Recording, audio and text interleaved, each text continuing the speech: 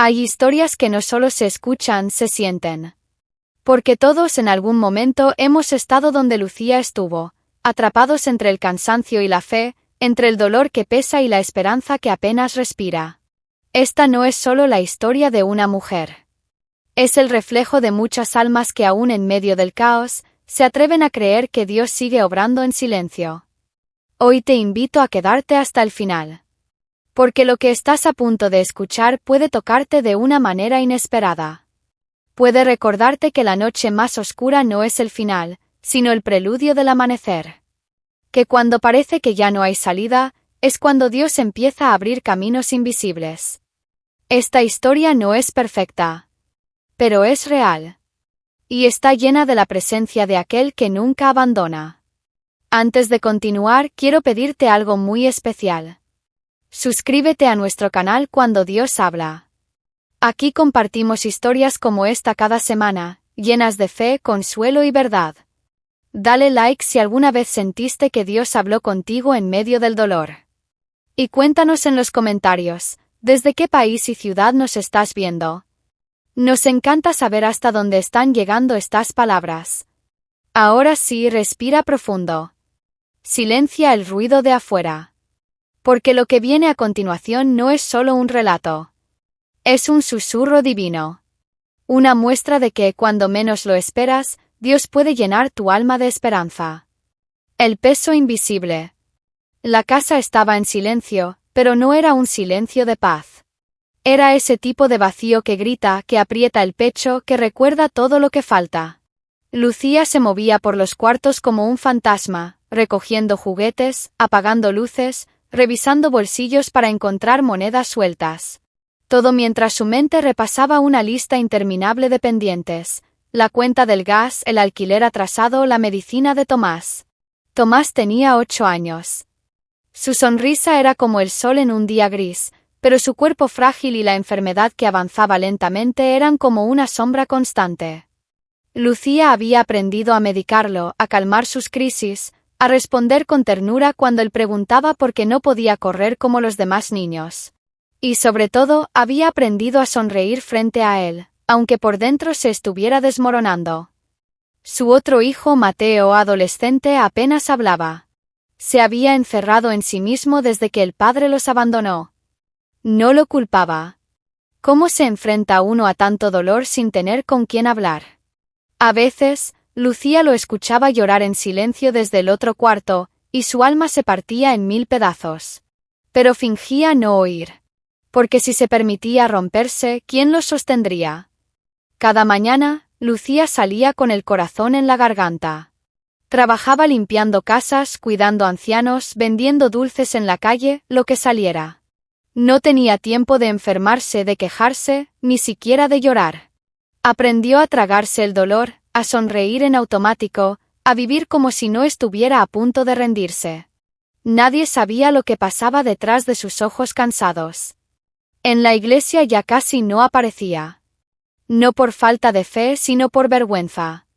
Sentía que todos esperaban que ella fuera la mujer fuerte, la madre ejemplar, la creyente que nunca duda. Pero Lucía tenía dudas. Muchas.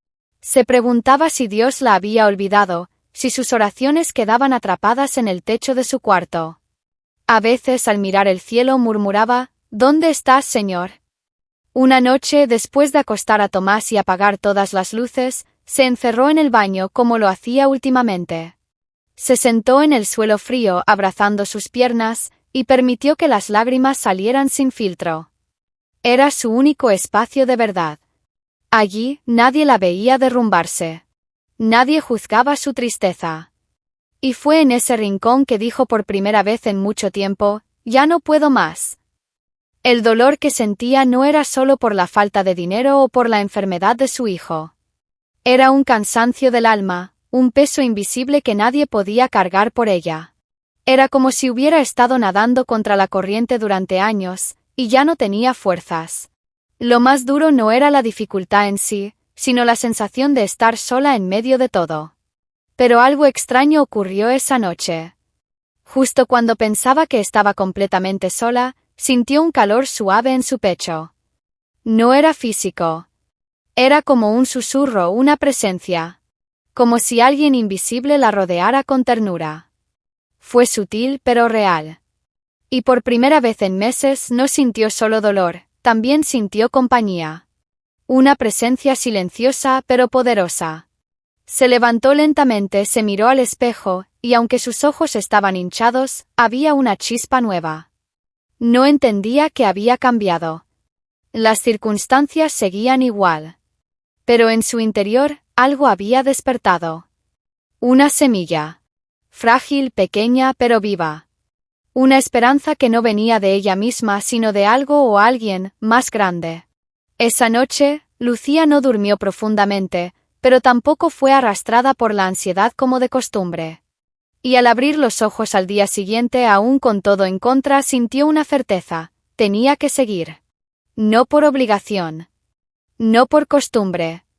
Sino porque, en medio del dolor, algo la sostenía. Algo que no podía explicar, pero que la impulsaba a creer que lo mejor aún no había llegado. Cuando el alma empieza a despertar. El lunes por la mañana, mientras se apuraba para dejar a Tomás en la escuela especial y luego ir a limpiar una casa nueva, Lucía notó algo inusual: no se sentía vacía. El cansancio seguía ahí, y las preocupaciones no habían desaparecido. Pero había un pensamiento nuevo, casi imperceptible, que la acompañaba como un eco suave: Dios está conmigo. No sabía de dónde venía, pero se aferró a él como a una cuerda en medio del mar. Mientras fregaba los pisos de una cocina ajena, recordó una canción que solía cantar en la iglesia: aunque no pueda ver, está sobrando. Se le llenaron los ojos de lágrimas. No por tristeza, sino por algo parecido a gratitud. Era extraño agradecer en medio de tanto caos. Pero ahí, de rodillas, entre baldes y trapos, sintió que su adoración era más verdadera que nunca. Ese mismo día, una de las señoras para las que trabajaba le dio una propina inesperada. No era mucho, pero alcanzaba justo para comprar los medicamentos de Tomás por una semana. Lucía miró al cielo y sonrió en silencio. No era casualidad. Era como si Dios la estuviera recordando que Él sigue cuidando de los detalles. Que nada escapa de su mano. Al llegar a casa, encontró a Mateo sentado en la sala. No con el celular en la mano, ni con los audífonos puestos. Estaba ahí, simplemente presente. Lucía se sentó a su lado sin decir nada. Pasaron unos minutos en silencio hasta que él murmuró: «Mamá, te ves diferente». Ella no supo qué responder. Pero sintió que algo en su hijo también estaba despertando. Esa noche, Lucía sacó su antigua Biblia del cajón. Estaba empolvada, con páginas dobladas y algunas lágrimas secas entre Salmos y Jeremías. La abrió al azar, como solía hacer cuando era joven, y sus ojos cayeron en Romanos 3 y 13. Y el Dios de esperanza os llene de todo gozo y paz en el creer. No pudo contener el llanto. Esa palabra no era coincidencia. Era respuesta. Al leer el versículo una y otra vez, algo se quebró dentro de ella. Pero no como antes. Esta vez no era una ruptura de desesperación, sino una rendición. Como si finalmente pudiera soltar el control, dejar de luchar con sus propias fuerzas, y confiar en que alguien más estaba llevando el peso por ella. Se arrodilló y dijo: «Señor, lléname tú. No puedo sola». Esa oración, aunque sencilla, marcó un punto de inflexión. No se trataba de exigirle a Dios que cambiara sus circunstancias. Se trataba de permitirle entrar en medio de ellas. Dejar que Él habitara su caos. Y eso cambió todo. Porque cuando el Espíritu Santo entra, no siempre elimina la tormenta, pero transforma al que la atraviesa. En los días que siguieron, Lucía comenzó a ver pequeños milagros. Un vecino que le ofreció ayudarla con el transporte de Tomás. Una amiga que hacía tiempo no veía y que le regaló una bolsa de víveres. Un mensaje de texto con un versículo que le habló justo en el momento de más ansiedad. No eran casualidades. Eran cuidados divinos.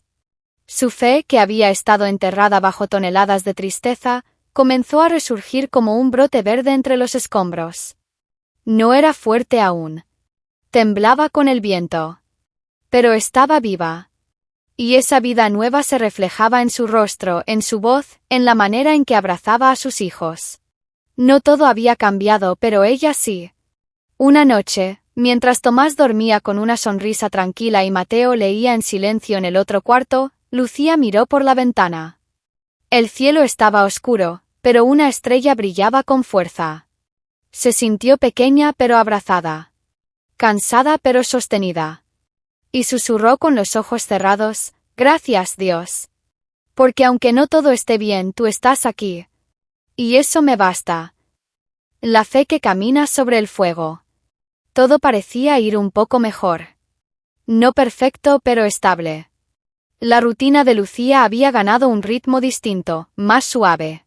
Seguía trabajando duro, pero con el alma menos cargada. Empezaba cada mañana leyendo un salmo. Terminaba cada noche agradeciendo por 3 cosas, por pequeñas que fueran. Era su nueva costumbre, buscar a Dios en medio de lo cotidiano. Pero justo cuando empezó a sentir que su alma respiraba, llegó la noticia que temía. La escuela especial de Tomás cerraría por falta de recursos. El gobierno había retirado el apoyo, y todos los niños tendrían que buscar otra institución. Lucía sintió que el suelo se abría bajo sus pies. Esa escuela era lo único que le daba algo de estructura a su día. Sin ella, ¿cómo seguir trabajando? Fue a la dirección y rogó. Lloró. Suplicó. Pero no había nada que hacer. Las puertas se cerraban, y una sensación de injusticia la invadía. ¿Cómo era posible que, justo cuando empezaba a ver luz, otra sombra apareciera? Quiso gritar al cielo. Pero en lugar de eso respiró hondo y repitió en voz baja: «Dios de esperanza, lléname otra vez». Esa frase se volvió su escudo. No una fórmula mágica, más una decisión diaria. Cada vez que la ansiedad intentaba dominarla, la repetía. Mientras caminaba buscando nuevas escuelas. Mientras hacía fila en oficinas públicas. Mientras hablaba con otras madres en la misma situación. Era su manera de declarar que su fe no dependía de circunstancias, sino de una presencia real. Una mañana, recibió una llamada inesperada. Una mujer llamada Graciela, directora de una pequeña fundación cristiana, había oído hablar de su situación. Le ofreció una vacante en un centro especial con media beca. Lucía sintió que no podía creerlo. «¿Cómo se enteró de nosotros?», preguntó. La respuesta fue simple: «Una vecina tuya habló de ti en oración. Y Dios puso tu nombre en nuestro camino». Esa frase se quedó grabada en su corazón: «Dios puso tu nombre en nuestro camino». Porque así es Dios. Se mueve en lo invisible. Usa personas que ni imaginamos. Y confirma una y otra vez que no estamos olvidados. Lucía colgó el teléfono con lágrimas cayendo sobre sus mejillas. Esta vez no de dolor, sino de asombro. Llevó a Tomás al nuevo centro y al verlo integrarse con otros niños, lloró otra vez. No era una escuela grande. No tenía todos los recursos. Pero tenía algo diferente: amor. Un ambiente lleno de fe, donde cada niño era tratado como un milagro. Lucía sintió que había encontrado algo más que una solución. Había encontrado una señal clara de que Dios seguía escribiendo su historia. Esa misma semana, Mateo la sorprendió al invitarla a una reunión de jóvenes en la iglesia. Solo para acompañar a un amigo, dijo, como quitándole importancia. Pero Lucía supo que era otra respuesta. Otra flor creciendo en medio del desierto. Ver a su hijo volver a un lugar de fe, aunque fuera con dudas, le llenó el alma de esperanza. Esa noche, mientras doblaba la ropa de los niños, Lucía pensó en todo lo vivido. Y entendió algo: la esperanza no es la ausencia de problemas. Es la certeza de que no caminamos solos. Es una llama que se enciende en lo profundo cuando el mundo afuera parece apagarse. Y esa llama, si la cuidas, si la alimentas con la palabra, puede arder aún bajo la lluvia. Al cerrar los ojos para dormir, Lucía oró en silencio. Señor, ya no te pido que quites las luchas. Solo te pido que me sigas llenando de esperanza para enfrentarlas. Gracias por cada puerta que se cerró, y por cada persona que usaste para abrir una nueva. Gracias porque sigo aquí. Y tú también. La esperanza que se multiplica. Una tarde cualquiera, mientras esperaba a Tomás en la puerta del nuevo centro, Lucía notó a una madre sentada sola, con la mirada perdida. Sus ojos estaban rojos, como los suyos habían estado tantas veces. Algo dentro de Lucía la empujó a acercarse. No fue una voz audible. Fue más bien un impulso suave, como si el Espíritu Santo le dijera: «Recuerda de dónde te saqué». Se sentó a su lado con delicadeza. No dijo nada al principio. Solo ofreció una sonrisa. Después de unos minutos la mujer comenzó a hablar. Su nombre era Carla. Su esposo la había dejado recientemente. Su hijo también estaba enfermo. «A veces siento que no voy a poder», dijo entre lágrimas. Lucía la miró y se vio a sí misma meses atrás. Tomó la mano de Carla y le contó parte de su historia. No toda. Solo lo necesario. Le habló de las noches en el suelo del baño. Del momento en que sus fuerzas se acabaron. Y del día en que, sin entender cómo, algo empezó a cambiar. No fue magia, le dijo. Fue Dios. Cuando dejé de fingir ser fuerte, Él se volvió mi fuerza.